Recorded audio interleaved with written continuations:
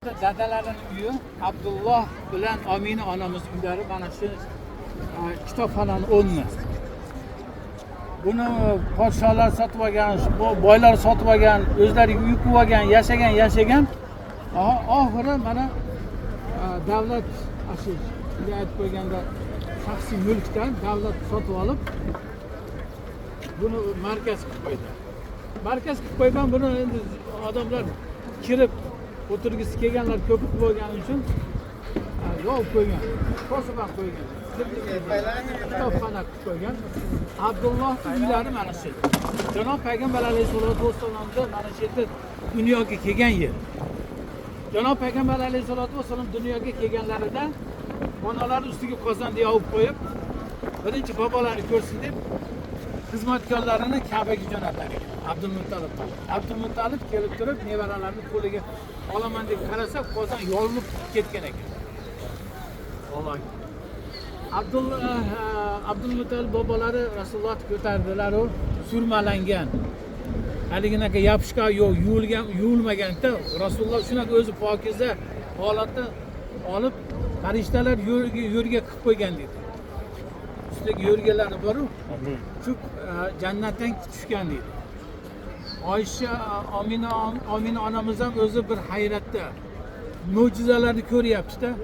Har sohada Rasulullohning nimasini ko'ryapti, mo'jizalarni ko'ryapti.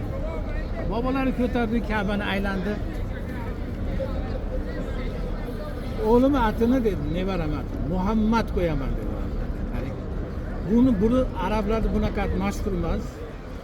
Mashhur atlar Ali Abdul Uzzo, Abdumannof, ashtakalar nima? Muhammad unaqa bir tarqalgan ism emasdir. Shu ismda Janob Payg'ambar alayhisolatu vassalomga bobolarga qo'ydi.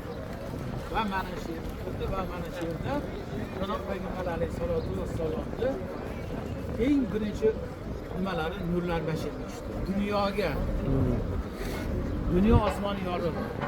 Payg'ambar alayhisolatu vassalom mana shu yerga dunyoga keldi.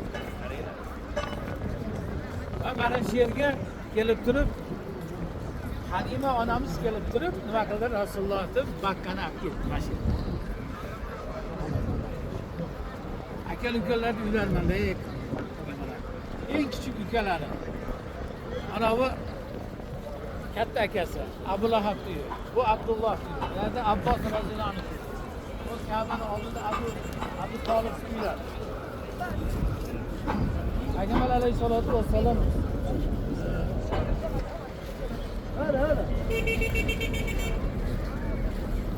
da'vat kuchayib ketgan paytda nima qildi? Makka mushriklar Payg'ambar alayhisolatu vassalomni aloqani uzib qo'yishdi. Bani Qosim bilan aloqani uzib qo'ydi. Va Abu Talib, mana bu Abu Talibning nimasi deydi? Katibasi ali qishlog'i. Mana shu Abu Talibning qishlog'i mana. Shu Abu Talibning qishlog'i. Mana shu yerga chiqib ketadi. Uzoq ham emas bo'lmasa, ozgina. 3 yil qamalda turishadi. 3 yil savdo sotib oldi, berdi, mana shu yerda uziladi. Ancha-muncha hadiya qilmoqchi bo'lganlar tuyalarga narsani solib turib chiqib berib kelishardi, bitta savdo uzilgan. 3 yil mana shu yerda Rasululloh va sahobiy ikramlar qamalda bo'lgan. Keyin qamal uzilib, Payg'ambar alayhisolatu vassalomga yana borib keldi, yana uylariga tushib, Abu Talib aytadi, Abu Talib 3 yil qamalda bo'lgan. Mana shu yerda bo'lgan. Uzoq ham emas, u yerlarda ham emas. Men o'ylardim-ku, uzoqdan ekan. Yo'q, mana shu yerda ekan.